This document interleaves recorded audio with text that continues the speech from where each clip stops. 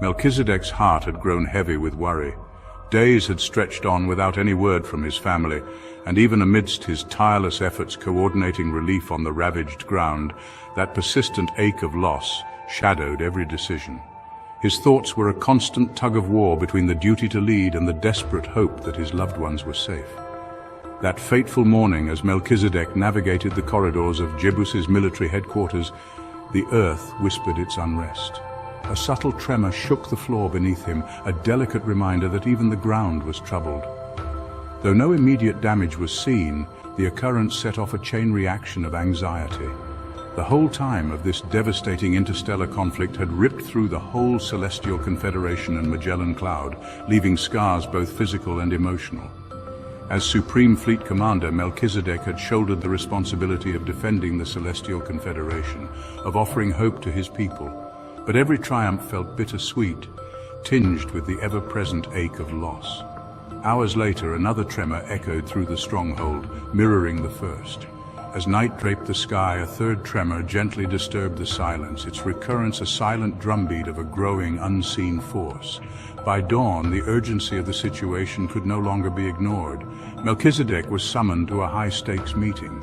It brought together military strategists, eminent seismic scientists, and the enigmatic Oracle of Jebus. In a stark conference hall, under the glow of holographic displays, the seismic experts presented their findings. Simultaneous tremors were recorded on all home planets. Sensor readings indicated an abnormal pressure buildup along the vast network of tectonic fault lines. These readings were more than random jolts. They hinted at a systemic shift, a coordinated alignment of natural forces that could soon unleash devastation. The military then outlined the precarious evacuation plans. A select population with the essential mental and physical skills to start over and deemed capable of enduring the transit had been safely located to the launch locations of the Ark ships. Each ship had all the necessary tools to survive on a suitable planet. They had all the accumulated knowledge and wisdom of humankind. Their final destinations were shrouded in secrecy, revealed only by the Ascended Council and reaffirmed by the Oracle. These planets had been thoroughly vetted through probes that navigated the vast corridors of space-time with the aid of the Ascended Council's ancient wisdom. Each potential refuge was a source of inspiration against the coming storm. After the group discussion, the Oracle's somber eyes locked onto Melchizedek. He drew him aside into a quiet alcove away from the charged atmosphere of the meeting. The very air crackled with tension. Here, in the stillness of a softly lit chamber, the Oracle recounted the visions that Melchizedek had come to him about before. With a voice that balanced both sorrow and resolve, he spoke of a divine revelation the Creator had given him. The Creator had shown him that the tremors were only the prelude to a catastrophic force. This was destined to shatter every home planet and snuff out all life. The prophecy struck Melchizedek like a tidal wave. Melchizedek paced his command center, his boots echoing on the polished floor. Anger and despair warred within him as he confronted the Oracle. "How can such a plan be set by the Creator?" he demanded, his voice raw with anguish. "What of my family? What of all the souls under my protection? How can I reconcile this fate when every moment feels like a step closer to oblivion?" The Oracle's expression remained inscrutable, yet his tone bore the weight of ancient wisdom.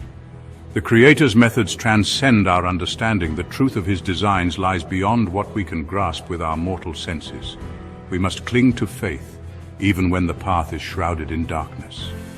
His words, though enigmatic, offered a fragile thread of solace. It was a reminder that in chaos, hope might yet be found. In that private moment, every detail around them seemed to fade. The hum of distant discussions, the soft beeping of monitoring equipment, and the very tremors outside merged into a singular, overwhelming silence that spoke of impending change. The Oracle's reassurances did little to erase the sharp pain of uncertainty.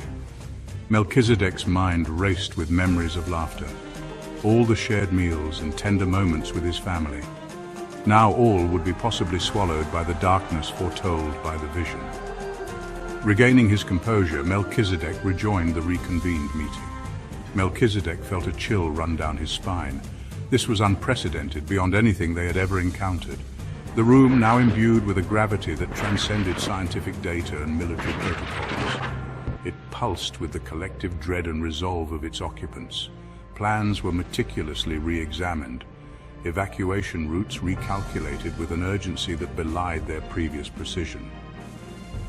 Every official, every scientist seemed to carry a personal burden of hope and sorrow. It means that every Confederation home planet is going through experience an existential event, something so massive, so powerful, that it would eventually not leave any clue of its existence. Discussions grew more detailed. Melchizedek found himself immersed in both the technicalities of the evacuation and the profound weight of the prophecy.